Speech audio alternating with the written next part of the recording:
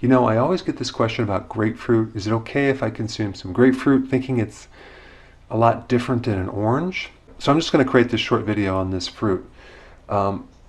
Grapefruit is high in vitamin C. It has citric acid, so it can actually decrease the risk of kidney stones. It has lycopene, which is good for prostate problems. But one thing about grapefruit is that it has a certain chemical that inhibits an enzyme in your liver, which blocks the breakdown of medication. And so the enzymes that normally metabolize the great majority of drugs in your body, so grapefruit inhibits that function, causing a greatly elevated concentration and accumulation of those drugs. In fact, if you take certain medications like statins, antidepressants, high blood pressure medication, and at the same time consume one grapefruit or a glass of 7 ounces, which comes out to a little over 200 grams, you could potentially have a drug overdose. It can be very toxic. But that's not the biggest reason that I would recommend not consuming grapefruits. The biggest reason is because it's loaded with sugar. 1 cup, which is 230 grams of a grapefruit that's cut up in little slices, gives you 25 grams of carbs or 16 grams of sugar. That is a lot of sugar. Now it's slightly less than an orange, but still it's way, way too high.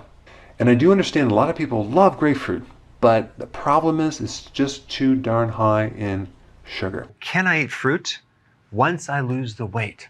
Let's talk about that. So the answer is, yeah, you can eat it, but it comes with a package. So let's talk about that package. Fruits have been grown to be sweeter, higher in sugars, okay? If you ever take a look at an apple now, I mean, it's like eating candy. It is so filled with sugar. Way back, a long time ago, fruit was not that sweet. It was actually sour.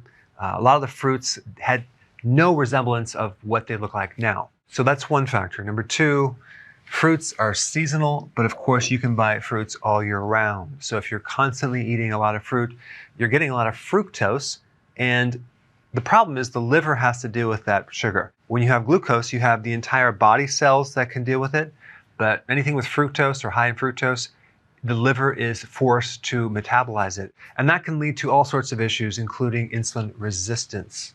So unfortunately, fruit in general is not keto friendly. However, there are fruits that are lower in sugar. Okay, avocados, that's considered a fruit. You may think it's a vegetable, but it's actually a fruit. I don't even think it has any sugar. It has carbohydrate, but probably not any sugar.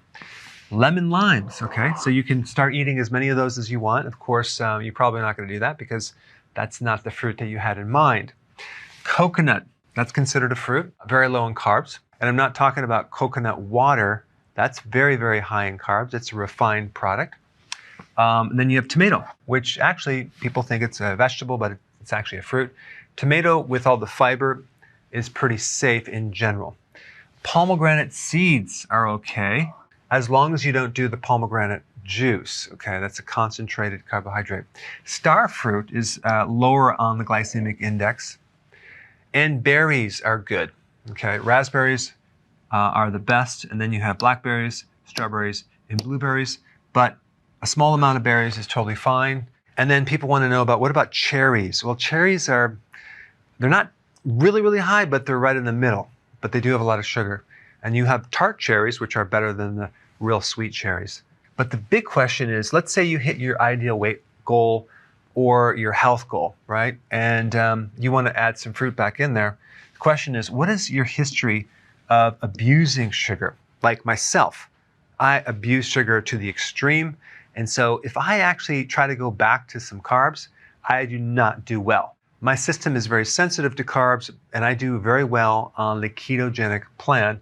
So let's say, for example, if you haven't abused sugar and you were not raised on sugar and you don't have insulin resistance and you have a fast metabolism and you don't have a weight problem and you don't have any health problem, you could probably get away with more fruit than most people. So go ahead and test it for yourself, see how you do. So the main thing is you just want to take a look at all the data, make a judgment call, think for yourself, as compared to having some cookbook approach where you're rigidly following this exact food and you never deviate, and you're eating it because someone told you you had to do it exactly this way, but you don't really have the full understanding. All right, so thanks for watching. I will see you in the next video. So if you want more knowledge on how to create a healthy body, subscribe now and get daily notifications.